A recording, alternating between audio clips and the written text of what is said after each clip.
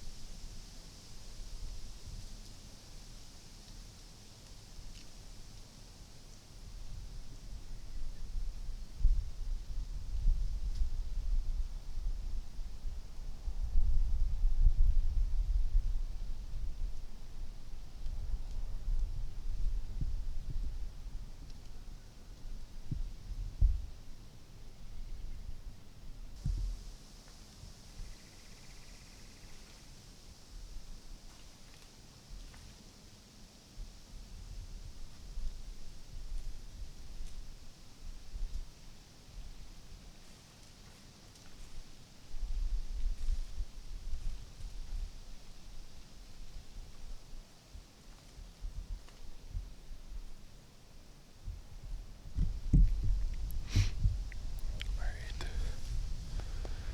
I think I'm safe to talk now. Every time I talk, another deer comes walking in, it seems. Give you guys an update on what just went down. We were watching a doe. Here behind me to the east. And out of nowhere, I just heard a bunch of breaking and twig snapping, and I looked out in the bedding, and there's a buck chasing 2 does. And then those 2 does came running through here, and the buck never showed. And then on the other side of this pond to the east, there had to have been somewhere between 6 and 8 deer that got up and took off. All I could see were tails. And then I had 2 deer come to my south, and they headed off to the west to go bed. And then I looked across the pond, and there was another deer on the other side of the pond. Then I looked back to my south, and there was 2 more deer heading east to west to go bed down. And then this 8-pointer showed up. I think he was the buck that was chasing the does. And then he cruised through to go bed down. And I sat down thinking everything was relaxed. And I turned around and I had a doe standing probably 15 yards from me, just feeding, doesn't have a clue in the world. I'm watching this doe, and I look out, and I got a buck working a scrape out to the north of me. That was just a little 3-pointer, and he walked off. And as I'm watching him, I see another deer come running through the bedding area, and here comes a 4-pointer. He comes in, and he makes a rub on one of those trees over there, and then he cruises through. So I'm not exactly sure how many deer I've seen. I know I've saw 3 different bucks this morning. Nothing big all year and a half. Said 8-pointer might have been a 2-year-old, but I don't think he was. It's October 27th. We just got set up here. I was out on Wednesday, and I seen an absolute monster right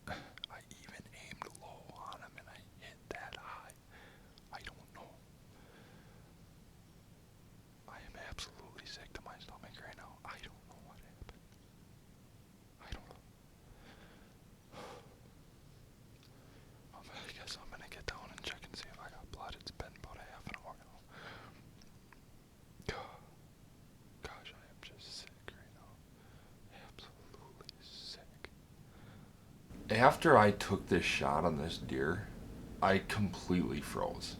It, I don't know if it was the shot I took or what, but I completely froze up on camera.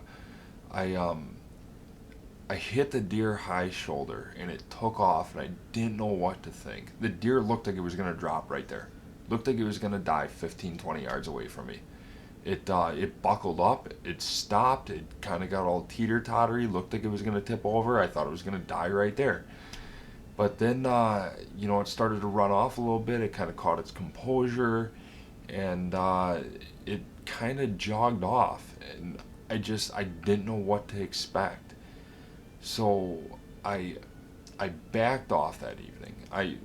You know, every archery hunter knows when you're in doubt, back out. So I backed out. I knew I couldn't look for that deer that evening. So I found blood where I last saw the deer, and that was going to be my starting point for the next morning. Come to find out, it was going to rain and snow all evening. So the blood trail we had was very, very minimal. But we were able to find a little bit of blood, and then we started from there.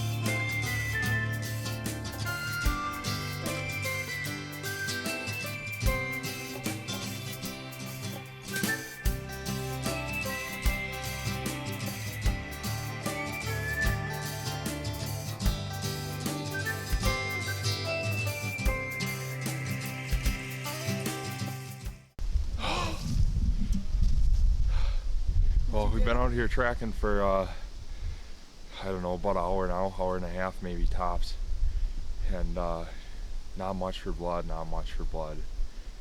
And my dad starts yelling through the woods, and he found them. So I guess we're gonna make our way back there and put our hands on this beast.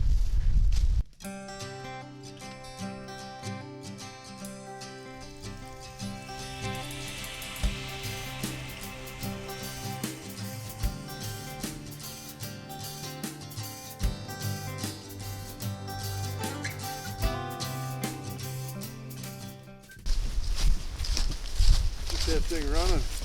He's right in that hole, right in there.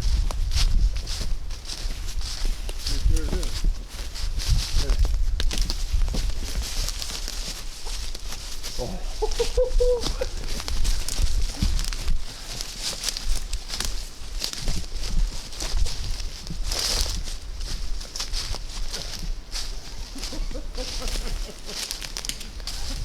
Look at this.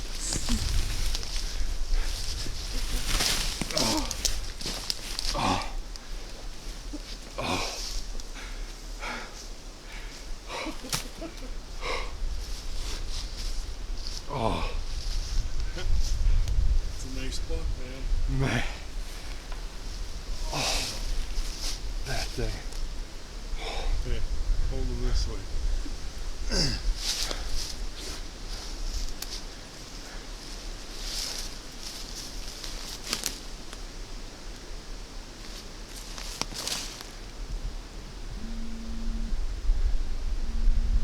Well, congratulations.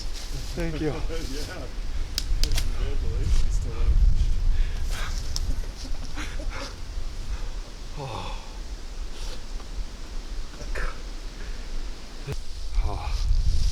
Oh, we found her. Or him. We were, we were back at the garage, and heard my dad yelling for us, and asked him if he found him, and sure enough, he's sitting back here. He probably went a few hundred yards. He definitely went pretty far, but pretty sleepless night last night. Thinking about it, I'm glad we found him. Well, if it wasn't evident from the recovery there, it's it was pretty clear that the coyotes got my deer, and it wasn't that big of a surprise to me because I knew when my dad told me he found the deer, I knew half of it was gone. I knew that the coyotes got half of it, so it wasn't a huge surprise to me. And it kind of sucks as an outdoorsman, as a bow hunter. We practice shooting bow all off season, and we want to perfect that shot so that when that perfect opportunity presents itself, you want to capitalize on that, and you want to make that shot count. And it sucks that I hit high shoulder and I wasn't able to recover it that night, but that's the chances you take bow hunting. Most importantly, we were able to recover the deer and salvage what we could out of it. Um, it it was such an overwhelming feeling to finally get the deer and find it. Sure would be a shame to lose a deer of that caliber. I'm extremely thankful and grateful to even be presented with such an opportunity. Couldn't be any more happier with it.